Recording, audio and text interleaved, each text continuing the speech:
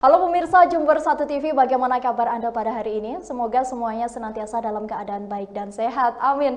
Pemirsa, kembali lagi bersama saya Prima Kinki, tentunya dalam acara Bincang Sehat pada edisi hari ini.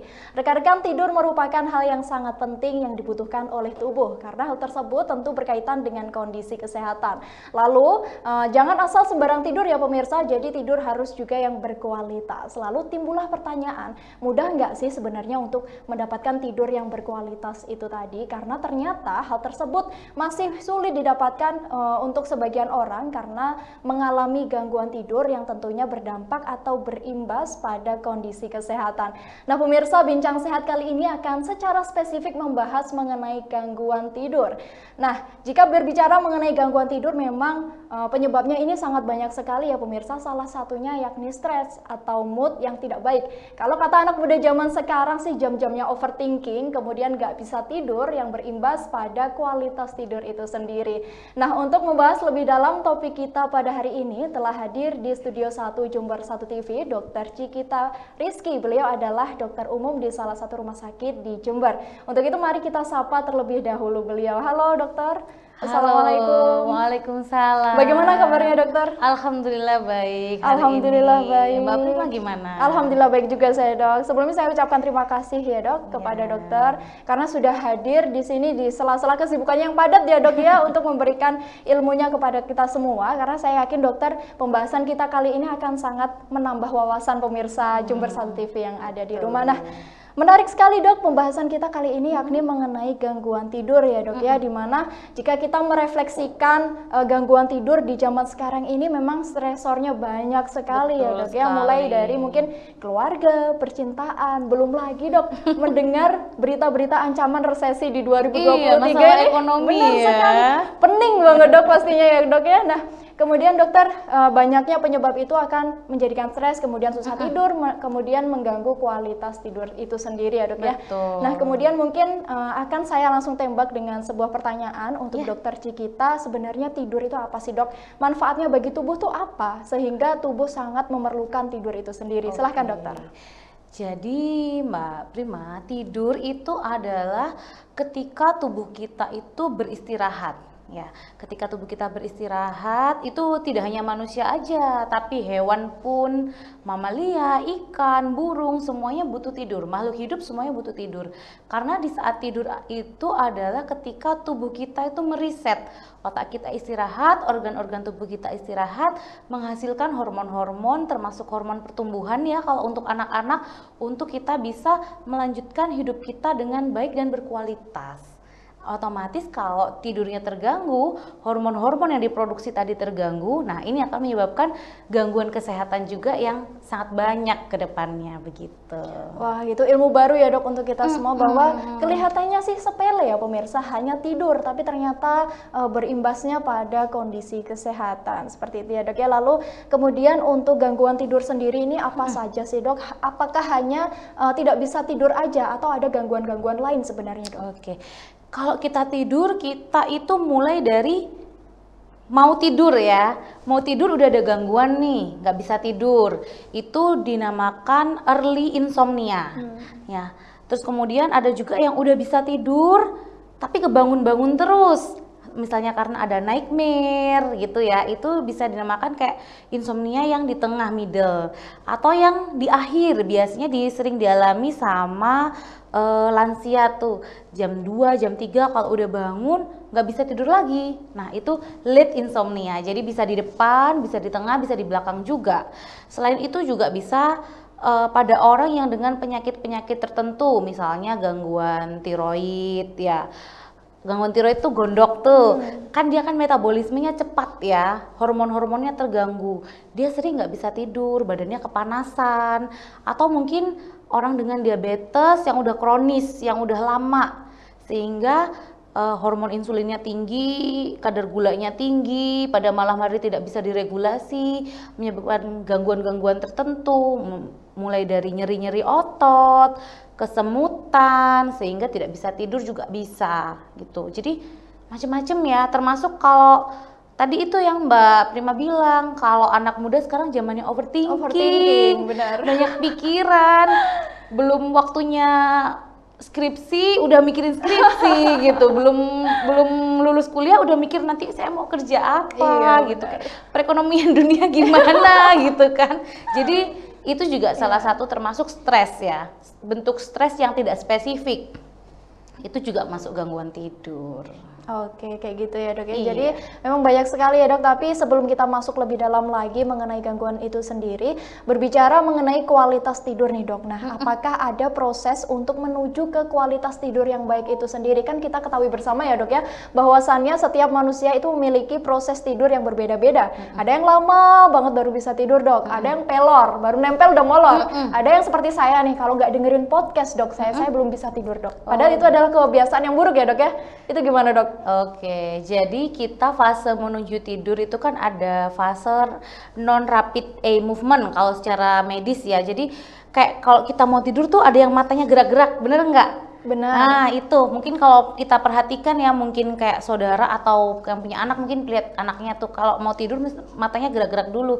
Itu biasanya tuh itu udah mau tidur kelelap, tapi sebelum tidur lelap kita matanya kayak diem, itu pikirannya masih di awang-awang, itu non rapid eye, jadi matanya belum gerak-gerak, itu masih sebenarnya masih memikirkan sesuatu yang lain. Tapi kalau udah masuk ke fase REM atau rapid eye movement itu tadi, berarti itu udah masuk ke dia udah mau tidur lelap, baru setelah itu masuk ke fase tidur yang benar-benar lelap gitu. Jadi kalau kita tidur itu namanya kesadaran tuh pasti menurun ya.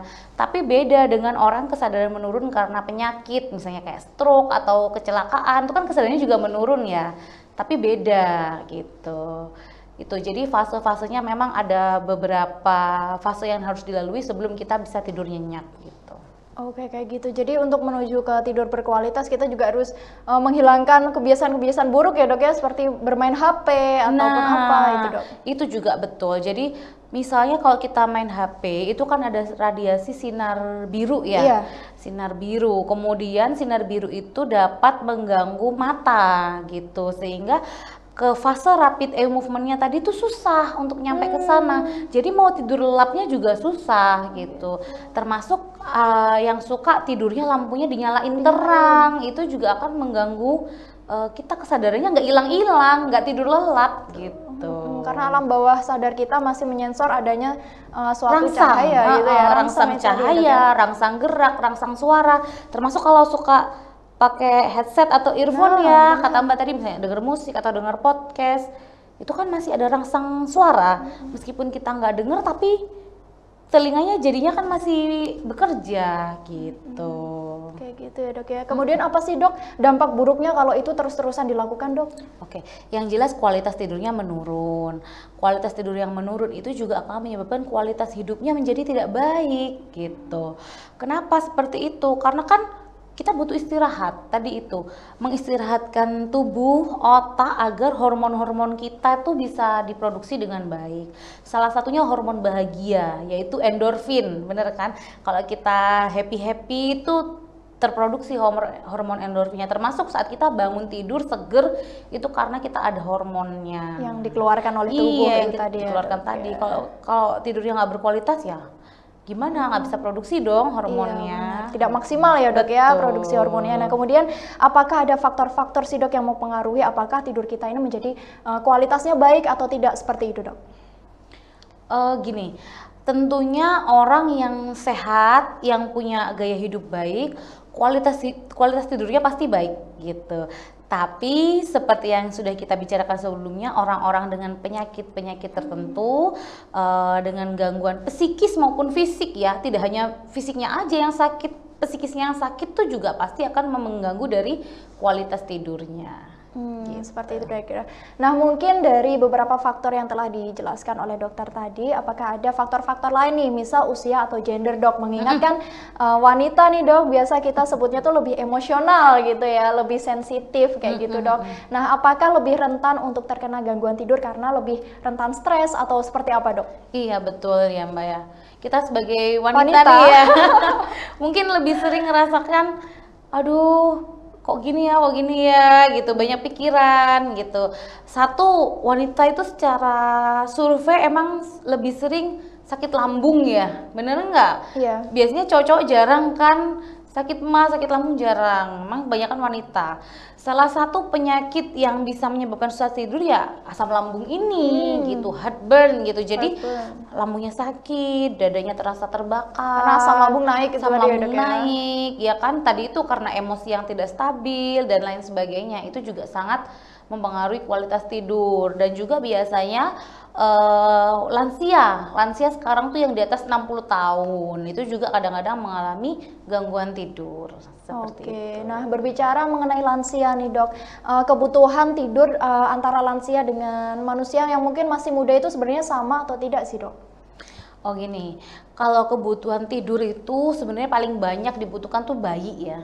Bayi baru lahir 1 bulan pertama itu makanya kan kayak bobo terus gitu ya. Tapi kalau untuk dewasa, usia dewasa di atas 20-25 tahun udah mulai masuk ke masa produktif, itu kita sebenarnya tidur malam 4-5 jam aja, 6 jam udah cukup gitu cukup ya. Untuk tidur siang 1 jam aja cukup, jangan terlalu lama gitu. Sedangkan kalau untuk lansia sama seperti dewasa, 4 jam, 5 jam udah cukup. Tapi kembali lagi ke aktivitas hariannya seperti apa. Kalau kita aktivitasnya banyak, capek, biasanya emang butuh tidurnya lebih lama. Seperti itu ya dok. Nah kemudian untuk lansia itu sendiri apakah ada gangguan tidur yang tersendiri nih, yang rentan untuk menyerang mereka seperti itu dok? Ada, jadi namanya gangguan ritme tidur ya. Karena jam biologisnya lansia itu kadang-kadang udah rusak gitu. Kita punya jam baterainya udah mau habis, istilahnya gitu ya. Karena kan memang angka harapan hidup itu mungkin sekarang 70-80 tahun ya. Ketika udah mendekati usia itu, maka organ-organ di tubuh termasuk kayak mungkin hati, liver, otak, semuanya tuh udah mulai terganggu dan dipengaruhi juga pola makan dan pola hidup yang sebelumnya. Misalnya nih, memang orangnya dari muda suka begadang gitu. Otomatis saat dia menginjak usia lansia, dia akan lebih sering nggak bisa tidur gitu. Namanya itu adalah gangguan ritme tidur. Gitu. Karena biologisnya yang jam sudah biologisnya mulai terganggu. Iya, sudah gitu. mulai terganggu karena usia itu tadi ya dok ya. Gampangnya tuh gitu sih, sehingga orang-orang tuh kayak oh iya ya, kayak oh saya emang ngelakuin ini gitu, jadinya kan terbawa juga. Oke, nah dok, kemudian tadi kan dikatakan bahwa stres ya yang sangat bisa mempengaruhi kenyenyakan tidur atau tidak. Nah itu kenapa dok? Apa alasan penyebabnya kayak gitu? Oke, sekarang gini ya, misalnya Mbak Prima nih mau tidur, sering nggak kayak flashback kejadian-kejadian yang tadi pagi dialami, atau kayak merefleksikan, tahu gitu tadi saya ngomong gini ya, atau tahu gitu tadi saya bertindak begini ya.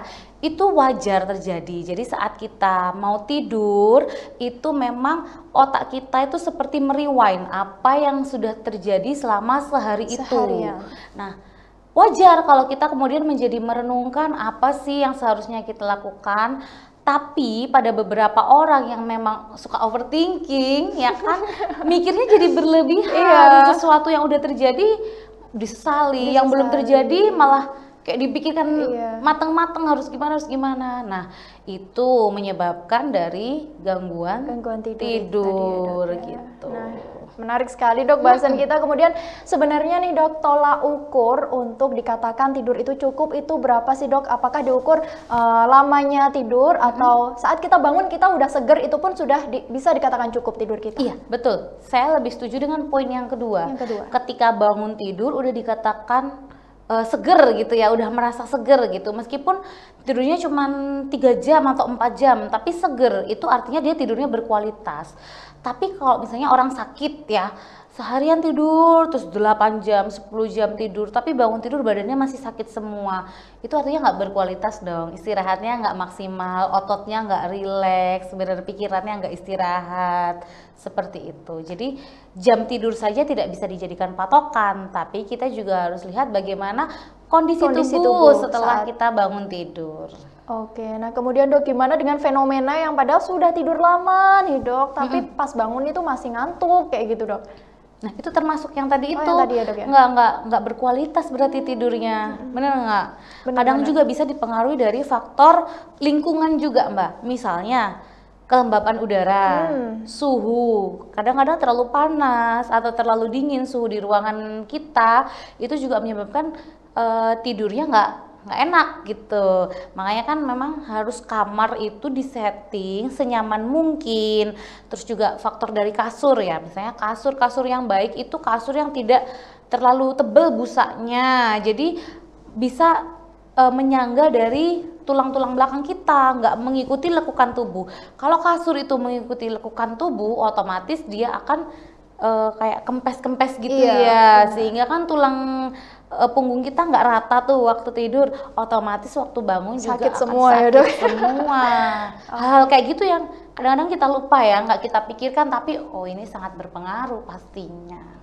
Kayak gitu. Menarik sekali dokter mengenai settingan kamar ini tadi lagi-lagi merefleksikan pada zaman sekarang yang kamar itu udah disetting, ada televisinya, ada sound systemnya, bahkan ada beberapa peralatan-peralatan yang memang seharusnya itu tidak berada di kamar ya dok ya. Tapi jangan dijawab dulu dokter, kita akan membahasnya setelah jeda pariwara berikut ya dok ya.